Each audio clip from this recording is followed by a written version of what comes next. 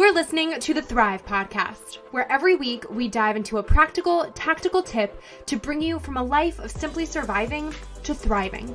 It's personal development for the everyday girl who is done with coasting through her days, done with feeling like she's missing out on the deeper meaning of her own life, and done with mediocrity once and for all. Because it's not enough to simply survive.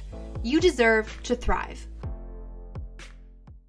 Welcome back to Thrive. In today's episode, I'm having a conversation with Charissa Quade of ChangeYourFinances.com, where she helps women experience true peace of mind about money.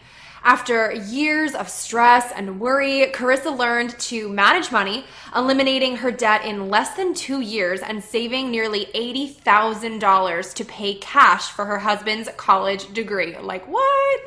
She has helped over 1,500 women create a better financial future and gain confidence handling money. So I am so excited for her to add a few more women to that list on Thrive today. Be sure to stay tuned through this episode. Drop us your thoughts on social media. Head to changeyourfinances.com/Thrive podcast to get a totally free gift for you. And without further ado, welcome Charissa. Thank you, Erica. Thank you for having me on. It's such an honor and pleasure. Oh, it's awesome. And as my husband would very happily tell anybody, I am not the best with money, and accounting was never my strong suit. Like, I'd much rather not have to deal with it. So I'm so stoked that you're here in case I am not the only person here who's like, I like having it, but do I like managing it? Depends. Well, maybe you'll have a different perspective after our talk today, because I just love helping women go from stressed out and scared about money to confidently handling it with peace of mind, being able to take care of their families and do the things they really want to do. So hopefully I can change your perspective by the end of time today. I love it. So let's jump right in with all about you. I want to know what's your background, your story, and how you came to this place that you are at today, where you're helping so many women literally go from surviving to thriving with their personal finances. Well, it all started in the grocery store. I was right next to the flour and the chocolate chips, and I was struggling to hold back tears because I had just counted up my grocery cart and realized I was overspending again. I was so frustrated with myself, like, why couldn't I do this? I mean, here I am, I'm newly married, and, I'm trying to manage everything, and I just felt like such a failure with money. And see, money was really stressful for me. It made me panic. We both brought debt into our marriage. I had my car loan, he had his student loans and his credit card, but it all fell upon me because I was the sole provider putting my husband through school, and it was just so stressful and so chaotic and made me panic every time I thought about money. But somewhere in the middle of all that chaos, Erica, I had this small little dream to see my husband graduate debt-free. Now, how on earth were we going to do that? I had no idea. Money was super tight, and we had the debt to clear out, and I had to figure out how to pay cash for school. So I stumbled along the best I could, and about 2 years later, I looked up and I realized if we could come up with couple $100 today, we could be debt-free by the end of the day. So I had my husband come in, push the submit payment. It was his student loan. And as I watched those numbers drop to zero, I didn't realize that day on March 17th, 2010 would be a defining moment in my life. Instantly, there was peace of mind as I headed into a slow work period. And even though nothing about our circumstances have changed, money was still tight, my income was irregular, but there was this peace of mind because we didn't have these payments going out. And so at that point, when I paid off my debt, I still didn't like money. But having that peace of mind really kind of challenged me to okay, this is stressful. I don't like dealing with the stress, so I need to figure out how to handle it well. And as a Christian, I just look to the Bible because that's where I find inspiration for my entire life, how I run my life. And so I started applying those principles that I found in the Bible about money, and they worked. I was able to figure out budgeting. I was able to just really overcome my fear of money, and over the next few years save up almost $80,000 to pay cash for my husband's education. But here's the real big thing, like as I started doing this, friends and family were watching. They're like, Charissa, how did you pay off that debt so quickly? How are you paying cash for school? Like, how are you doing this? And so I shared the tips that I learned, that I was learning and applying myself. I started sharing it with them and realized that they were working for them too. And it was at that point I really decided to dedicate my life to helping other women who are where I was, scared and stressed out about money, and help them simplify money so that they can handle it with confidence, have peace of mind, and take care of their families. Which, I mean, is like everyone's dream, right? That's so fabulous that you've done that. I love on your website too, and you just mentioned it here, so I'm so glad you did. You mentioned that you're doing all of this from a biblical perspective too, which is so cool because I feel like a lot of people, if you're not well versed in the Bible, probably don't actually know that you can get that sort of inspiration and education from it. So can you explain what that actually means for everyone listening, and maybe what that approach actually looks like for you? Absolutely. So in the Bible, there is more than, I want to say 2,500 verses. I don't know the exact number. I need to look that up. But talking about money. And there's more talking about money than there is even talking about heaven. And, they're all simple principles. None of them is like super complicated or crazy or anything. But when you apply these principles to your life, to your money, you see the fruit of that. You see the blessings that come from that. And so that's where I really learned my money management for myself. But then I just feel like I need to share it with other people. And here's the other thing. I mentioned I had an irregular income. I have had a irregular income for years. And as an independent contractor, I would have to get a certain number of hours every week to really make ends meet. And I have seen time after time after time where every single week I get the exact number of hours I need, or I got more, and then maybe another week I got less, but it all balanced out. And then when, a big unexpected expense came up, I saw how God provided for it. Even though I stressed out and I freaked out and I did all the things, and so I can't separate faith and finances because of those two things. Mm-hmm. No, I can totally relate to that. Also having an irregular income where there's some times where you're like, all right, God, like I'm really uncomfortable. Please do something. And he's like, wait. And then literally right at the last minute, something will come in and you're like, all right, love that. But can we get a little bit sooner? Why do I doubt? Like, I got it. I have to be patient and have faith, but it's truly crazy. Yes. Well, having that irregular income and dealing with money has definitely grown my faith in leaps and bounds more than probably any other area really of my life. Mm-hmm. I want to talk more about that later too, because that's you and I can both relate to that very much, and I'm sure there's a lot of people listening who can too. But I wanted to maybe for people who also have regular income too, do you see many misconceptions about money or saving or budgeting or whatever in the work that you do? Things that maybe people they think or they automatically assume might be true or hard that maybe aren't as bad or challenging as they're believing it to be? Well, there's a lot. First of all, it's the biggest one I see is I don't have enough money to start to budget. And budgeting, this actually goes right into the free gift that I have. A budget is just simply an intentional plan for your money.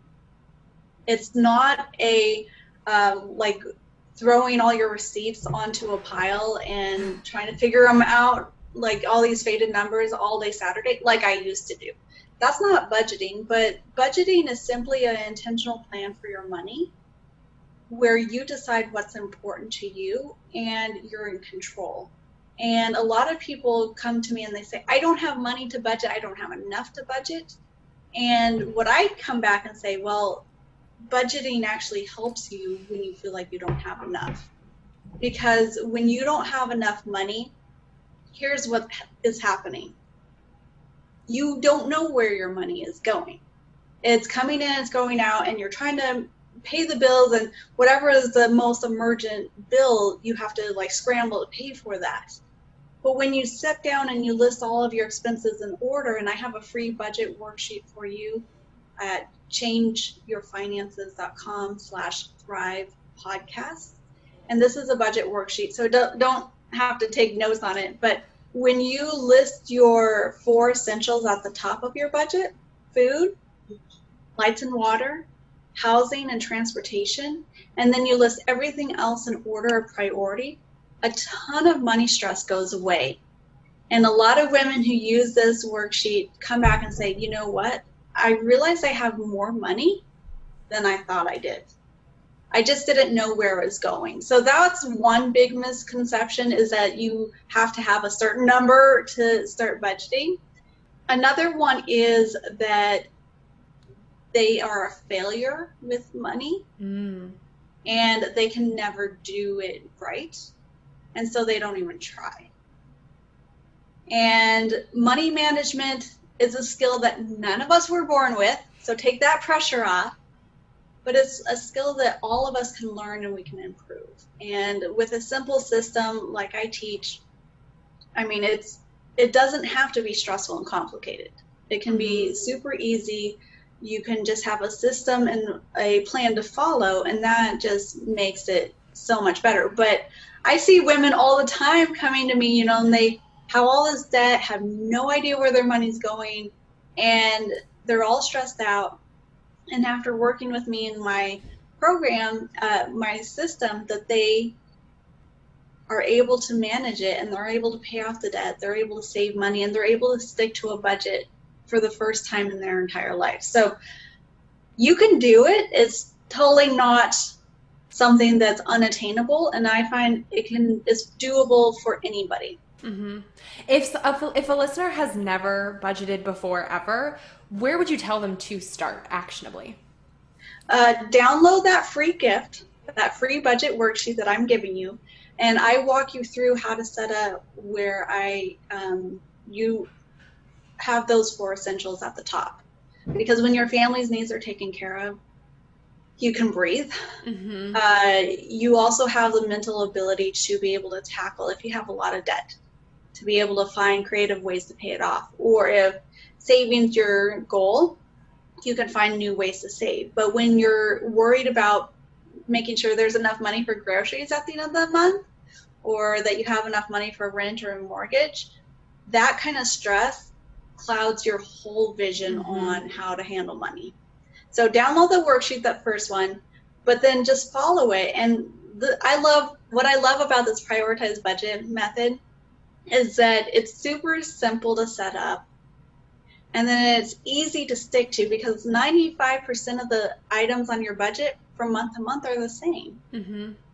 And there's a few things, maybe you have a whole bunch of birthdays this month, so that's a little bit of a change. But it also is very powerful because it helps you intentionally put extra money towards the debt or the savings goals or whatever. Because how many times do we're like, I have all this money at the beginning of the month. I'm like, sure, I'll make all this progress on whatever my goal is. And then you get to the end of the month and you don't even have money for groceries. Yeah. This system will change all of that. This method will change that. I love that too, because you talk so much about how you're really kind of simplifying it by getting all of the big stressors that are the things that truly wig people out at the end of the day, like the essentials. People are afraid of getting kicked out of their house or not having food on the table. So to be able to lay that out right away and see it in front of you and go, yep, it's taken care of, is automatically such a weight off of people's shoulders, which I'm sure everybody can appreciate. Yes. And that's what really changed my perspective from hating and panicking about money to being able to handle it with confidence, is when I move those 4 things to the top. And then I listed everything else in order of priority. And that made such a difference. And that's probably really where the turning point was into how I approach money. That's awesome. When it comes to money mindset, I know I learned a bit about this in one of the You Are a Badass books a few years ago, and also from Think and Grow Rich. Can you explain what a money mindset is and maybe how our beliefs or our limiting beliefs or our relationship with money for whatever reason, how that can really impact how we spend and how we save? Money mindset is just kind of a fancy word for how you think about money. I know I was like, at first, when I first heard that term a few years ago, I'm like, I don't know what money mindset is, but it's just basically how you think about money. And how you think about money has been shaped by the family you grew up in, the role models you had. And that's what I find a lot of women, they feel like such a failure because, one, when you come down to it, like their role model, their family around them as they were growing up, they didn't know how to handle money. And or those same people, for whatever reason, are like, you can't do it. You're always going to fail at that. So why even try? Like, and you got all these messages. And then I think we attach, especially as women, security. You know, we want to feel secure. And money, having money in the bank and being able to pay our bills brings some security. And so what I find is that when you kind of change that to really looking at who God is and how he is providing for you and his character, and that he always does provide for you and he will take care of you, and to like trust in him, and you know, to have a simple plan to follow when you, and looking at it as a skill, like, you know, driving a car. None of us knew how to drive or park when we first got it behind the wheel, right? But we learned it, we kept practicing, and we kept doing it. And if you have a good teacher, you can learn anything. And so I want you to look at it as, you know, whatever mistakes I've made in the past, whatever messages I've told myself, I've been told, whatever role models, that's all valid. You know, that's all legit. But that doesn't have to define who you are. In fact, it doesn't. And it also doesn't define what your financial future will look like. That all can change.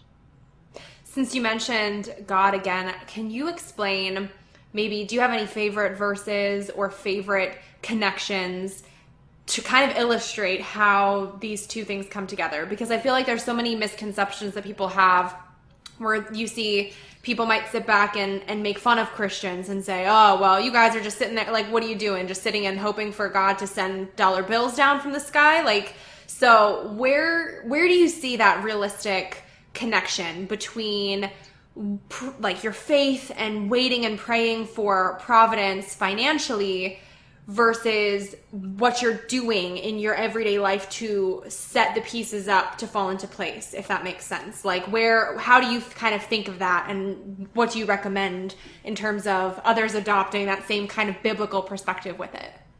Well, one thing that really has stood out to me, and this has just been really recent, is I've read a couple books by Philip Keller. A shepherd looks at Psalm 23, and a shepherd looks at the good shepherd and the sheep.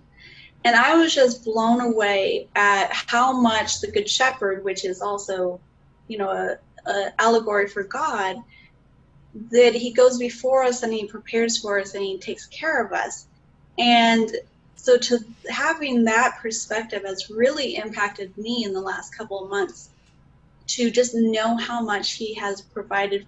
And even if it's a hard season, you know, where there's a lot of bills or there's a lot of debt, like, he's still taking you through it to a better place. And so that's one way to really kind of change your mindset. But then, and I think I lost your question to know if I'm on track. You said to know, tell me your question again so I can make sure. Sure. No, sorry. Basically just connecting between that faith that God will provide versus maybe what the realities that people are facing, you know, like how if someone is really struggling in debt? Or, what if it's someone who just lost their house for financial reasons, or is really kind of in the dumps of it all and is struggling to see how God is financially providing or how God is involved in it at all? If it feels very much like they feel forsaken through it, how can you kind of remedy that in your head and still maintain faith that God's looking out and providing from this financial standpoint? Well, I mean, having that mindset that God does go above and beyond in ways we don't even see to provide, and that he provides in numerous ways. Sometimes he provides with getting a check in the mail. That's that prayer and that faith thing. But other times he also provides by giving you a job and the ability to work. He's given you the ability to kind of organize your finances.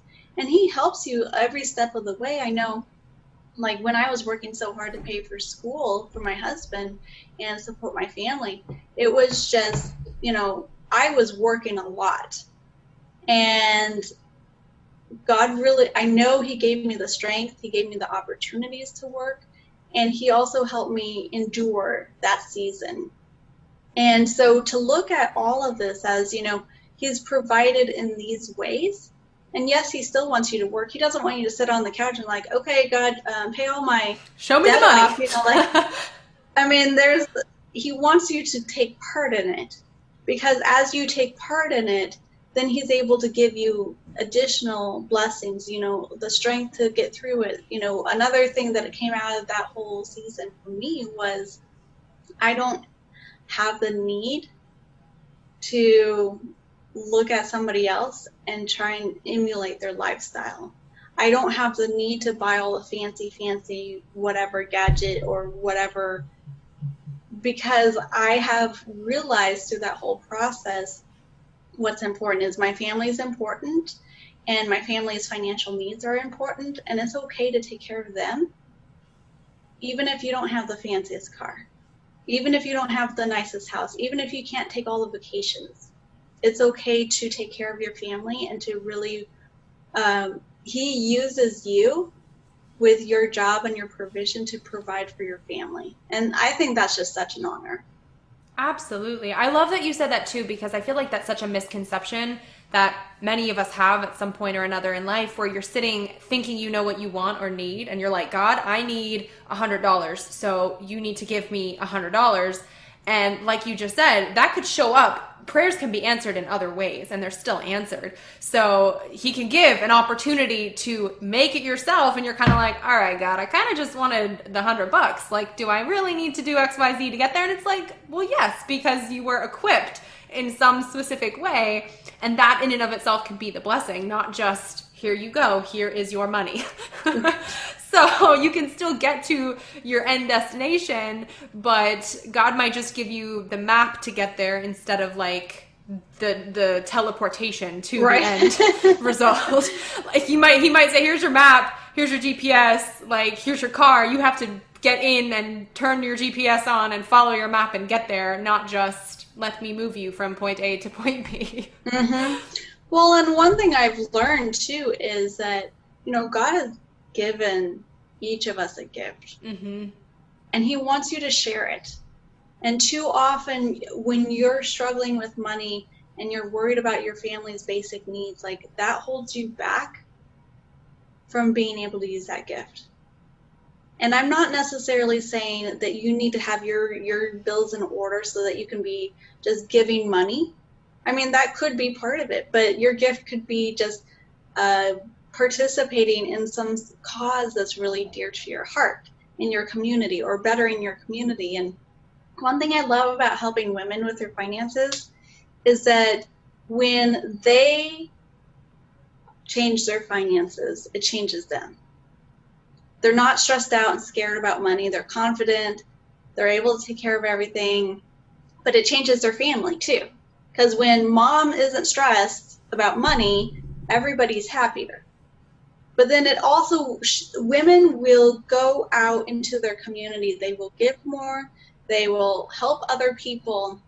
And it's this huge ripple effect that you have such a God has given each of us such a intentional ability to make an impact. And a lot of it starts with getting your finances in order so that you can do that. Walk us through the process of getting rid of your debt in less than 2 years. Like, how did you do it? Because debt can feel so daunting for people, and that was obviously such a big part of your story. And I'm sure there's people listening going like, okay, yeah, right. Like, what, you have like $100 on your credit card statement that you paid off, or like, what are we talking here? So can you share how you actually did that so that maybe some listeners can realize that they can do it too? Sure. Now, I didn't have a ton of debt. We had about, I think, a little less than like 7,800 or something like that. I don't remember the exact number, but it was 20% of my income that first year. So it did feel like a lot. Now, how did I do it? To be honest, I stumbled through it. I didn't have a good plan. I paid off whatever I felt like paying off. I didn't cut my expenses so I could pay it off sooner. I just kind of stumbled along. Sometimes I'd have extra money and I'd throw extra money at it, but I just kind of really kept going on. And so, like, to have that paid off in 2 years is kind of a surprise and a huge blessing. But what I have learned since then is having a simple plan really makes a huge difference. And I like to use the debt snowball method, where you list all your debts in order of smallest to largest, regardless of the interest rate. And the reason why is because when you're able to pay as much as you can on that smallest debt and get it paid off as quickly as possible, there's emotional benefits to it. You are getting that quick win. So that quick win is telling your brain, hey, maybe I can pay this off. Hey, maybe this won't be going on forever like it feels like. And then your brain likes that feeling. So like, okay, how can we get more money? How can we cut more expenses? How can we do other things to get this paid off faster? And it proves to you that you can do it. And it gives you hope as well as a plan to follow. And so that's the method I really teach now, is to just do that debt snowball, and it works. It's very effective. A lot of the women who come under me and work with me have paid off tens of thousands of dollars in debt in just a few years following this method. In fact, one lady, I just got a message the other day. She said, I am so excited because I paid off my debt. What did she pay off? Her car loan. And she got down from $11,000 in debt to $4,500 using this debt snowball method. And she was so excited because she's like, $4,500 now seems like nothing. I can get through that. That's awesome. I do my to-do list the same sort of way, where I like I'll put the smallest, most seemingly minute things on the list, just because I know it's an easy win to cross off, and then it just gives you just enough momentum where you can be like, all right, I got this. Like, sometimes I'll write, take a shower, like things that you absolutely know you've got it covered. And you're right, like it switches your mindset just enough where you just kind of feel like a winner for a hot second, and you're like, you know what, I'm doing it. I can keep going, and it just keeps building from there. So that it makes sense. It works. It's so effective, and I'm a to-do list crosser offer too. So I definitely love that approach. Totally. So if someone they want to start saving more. So once you've got rid of the debt, you're working on budgeting, and now you're focused on, all right, now I think I can save a little bit more and be more proactive about the future for investing or saving for whatever, but you're scared of big money talk. Are there any small shifts or small changes that a listener can make right now, today, that can start that compound process, that can start compounding in her life to kind of get that ball rolling? So it sounds like you're bringing up two separate conversations. One is the big money talk, and I'm assuming that's with your spouse. And the second one is saving more. So the saving more is, I think you really need to bring in the emotional side in, where you aren't just saving money. I'm saving for something. So like and this kind of ties into the big money talk with your spouse, if you're really trying to change your finances, to start budgeting, to start saving, paying off debt, talk to your spouse first about, hey, babe, if we pay off all our debt, if we have money in savings, like, what would our life look like? Would we travel? Would we buy that house we've always wanted? And you dream together. And those are several conversations. And then as you get those dreams down, then you kind of come through and say, okay, to get there, here's how we can do it. Now, to save more, there's a couple ways you can do it. Like, first, have that thing that you're saving for. That, maybe it's a house, maybe it's a car, maybe it's whatever it is. And so have that we're working towards. And then I like having the intentional budget, that prioritized budget, because you really can tell where your money is going, and you can really tell it to go into savings. And so what I like to do for a couple easy things is, your regular monthly expenses may not be as set in stone as you think. So one example I love to do is every 6 months when my car insurance comes up, I email my broker and I ask her to check and see if there's a better rate. And if there is, I change companies so I can get the better rate. And so then, things like that, where it's regular monthly bills, and you can cut that down and still have the quality of life that you want, that means it's just regular extra savings. But here's the kicker. You can't just cut down a bill and be like, yay, you can't. You have to be intentional with that money and immediately transfer. So what I like to do is, say that car insurance, I kept that, say it was $150 a month. And then I was able to get a better rate to 118.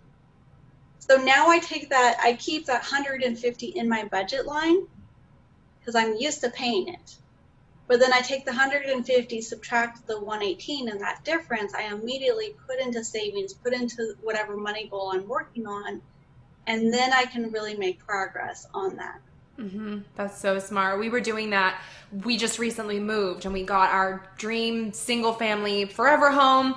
We went from our townhouse to that. But when we were in our townhouse, my husband and I got into the habit of paying a double mortgage every month, so by the time we moved to a bigger home with a bigger mortgage, we were already used to paying that, and it surprised me. And I shouldn't have been surprised because I'm the one that pays the mortgage. And I was like, wait, babe, like, what do you mean the mortgage? I'm thinking, okay, how much is our mortgage going up here? We just bought our new home. He's like, no, we're paying the same amount. And I'm like, we're paying the same amount? What? Because I'm thinking in my head what life was like in our little townhouse compared to what life is like now in our nice new home.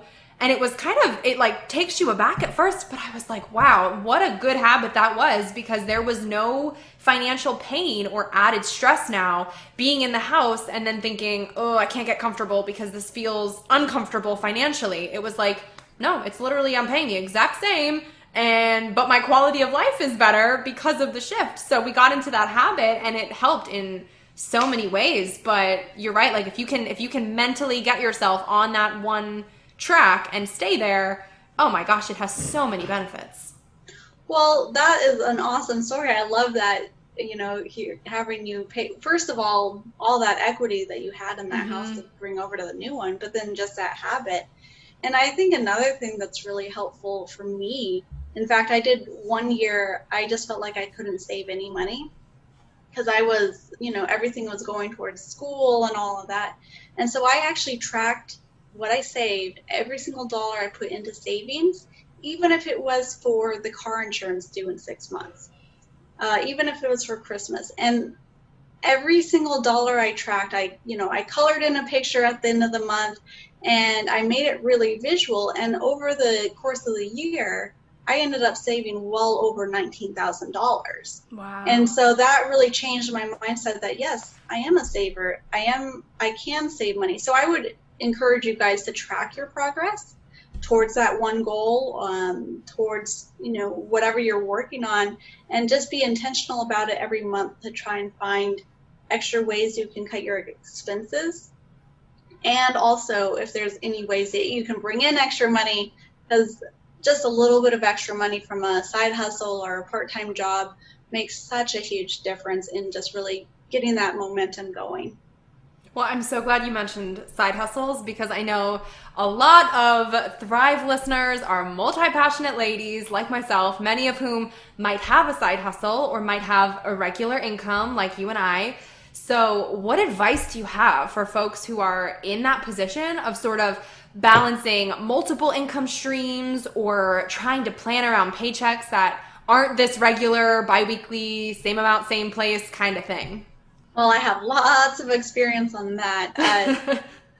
The biggest thing is I love this prioritized budget. It works so well for an irregular income, especially. It also works for regular incomes too. But so I would start with that.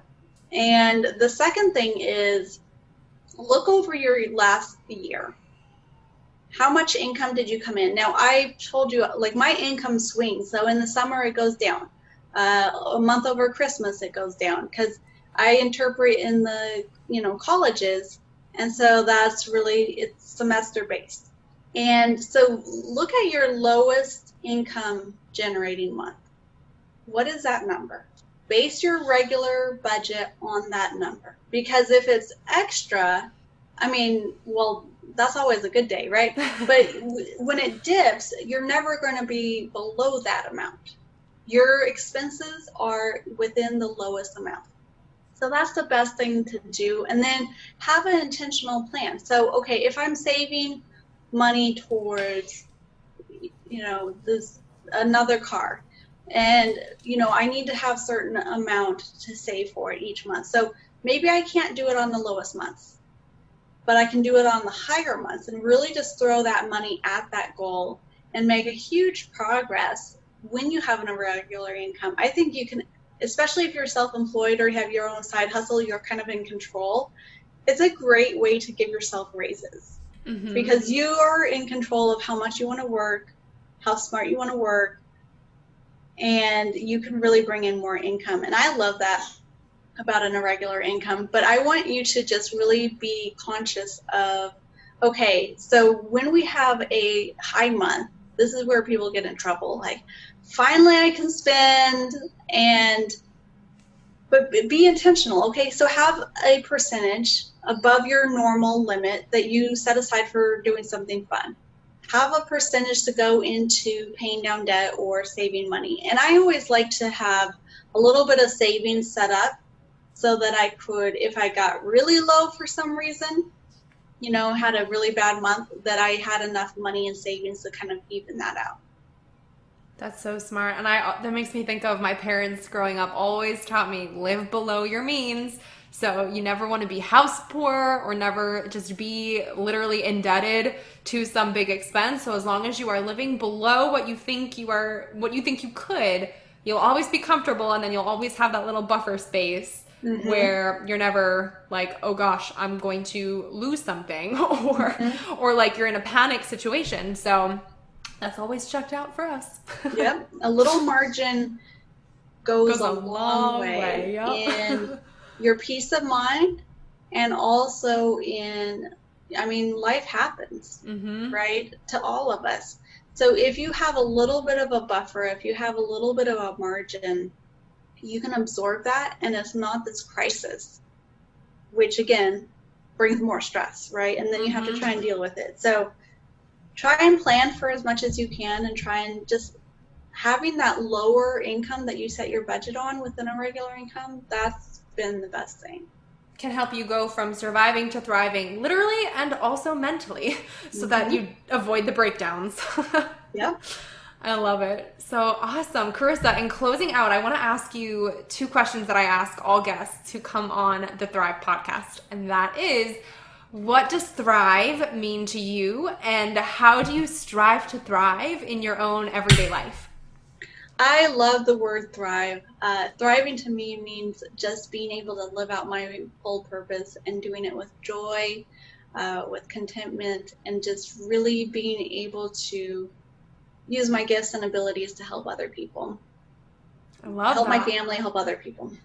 That's awesome. And how do I thrive in my daily life? I spend a lot of time every morning. I'm outside drinking my tea in my garden, reading my Bible, and that's one of the biggest things. But relationships, making time to rest, and just getting rid of the pressure of having to do it all and do it all today. Those are things that really help me thrive on a daily basis. That's awesome. And now I'm itching to grab some sweet tea and go sit outside with my Bible because that sounds glorious. I love it.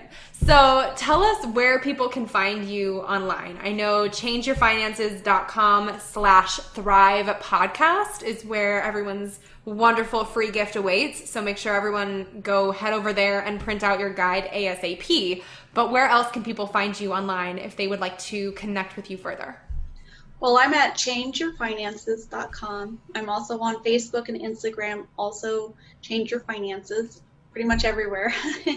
And so those are places you can find me. And if you have a question, because I know money can be stressful and intimidating for a lot of people, reach out to me by email or direct message. I really do love connecting with you, and then also helping you move from being stressed out and scared about money to thriving with it, because it is possible and it is completely doable for everyone to do. And can I share one more thing? Absolutely. So one of the proudest moments of my entire life, I'm sitting there in the crowded stands, air horns are blowing, my husband's walking across that stage in his cap and gown, completely debt-free. So proud of him. We're making it through school, but then proud of us because along the way we were able to pay off all our debt. We were able to save up and pay all that money in cash. And I also overcame my fear of money and the stress that I felt about money to handling it with confidence and peace of mind. And I wanted to let you know that is not just for me. I'm not just some special person, but it can actually happen for you too. Wait, before you go, if you like what you just listened to, drop us 5 stars on iTunes. Make sure you're subscribed to never miss an episode of Thrive. And if you're on Instagram, snap a screenshot and share to your story with what episode you're tuning into, and tag me at Erica Lagenza with what part resonated with you the most. That way I can see what's helping you and your friends can pick up a helpful tidbit too. Thanks for tuning in. It's your time to thrive.